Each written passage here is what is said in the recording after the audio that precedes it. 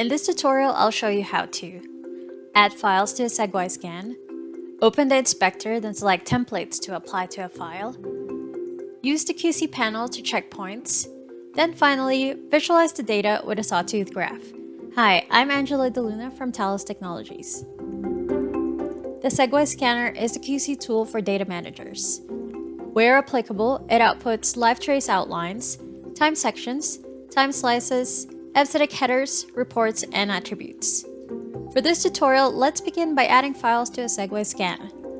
You can add single files or a group of files at once.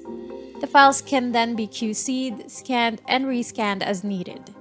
From the SEG-Y screen, you need to enter Advanced Mode. Here, the files are listed. Click the Inspection button to make the QC panel active.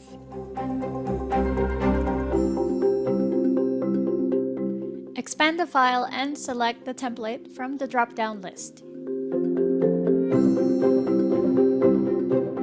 Once the templates have been applied, you'll see the dataset appear in the QC table.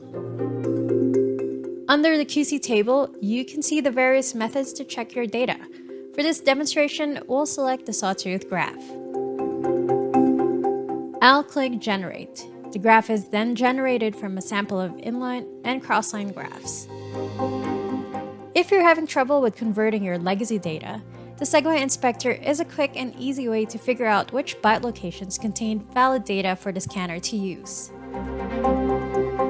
If you have any questions or need help using the SEG-Y Inspector, reach out to someone on our Exploration Archive support team. We'd be happy to help.